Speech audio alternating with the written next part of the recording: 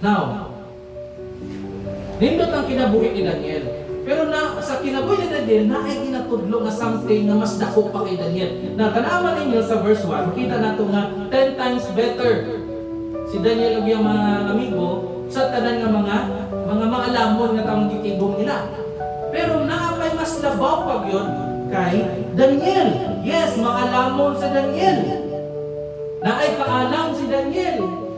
Pero si Kristo Jesus mao ang kaalam mismo sa Diyos. Si Daniel nagahubad o mga danggo. Pero si Kristo Jesus mao'y nagpadayag sa Amahan. Si Daniel na nag-aalagad, pinaagi sa temporaryo ng mga gingharian. Pero nagahari si Kristo Jesus sa usa ka eternal or walay katapusan nga gingharian. Nagpabiling matinumanon si Daniel sa exile, pero nagpabiling matinumanon si Kristo Jesus hangtod sa kamatayon.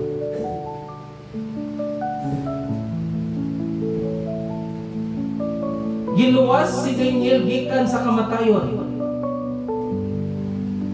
pero willingly ning sulod si Kristo Jesus sa kamatayon. Dito sa cross, murag yun o nakadaog ang dautan, ang pagkadautan. Murag yun nakadaog. Murag ang Babylonia, murag siya o, ang Babylonia murag nakadaog batok sa Juda o sa Jerusalem. Murag ang mga kaaway ni Kristo Jesus nakadaog.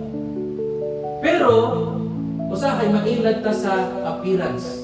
Unsay atong makita sa gawas. Unsay nahitabo 3 days later gikan sa iyang pagkamatay, nabanhaw si Kristo Jesus. Ang pagkabanhaw maoy deklarasyon nga sovereign or magbubuot ang Diyos. Dili siya mapugngan sa sala.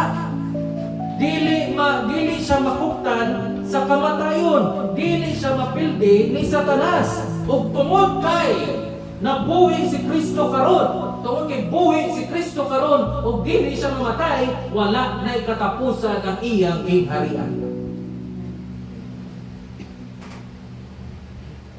Busa Kristohanon, ayaw kahadlo sa umaabot. Ayaw kahadloki ang kultura. Ayaw kahadloki ang mga gingharian ining kalibutanan. Ang mga hari lumalabay lang. Ang mga empires bangon o magpildi gihapon. Ang mga nasod mausab, pero magpabiling gihapon si Kristo Jesus. Jesus Christ is the same yesterday, today, and forever.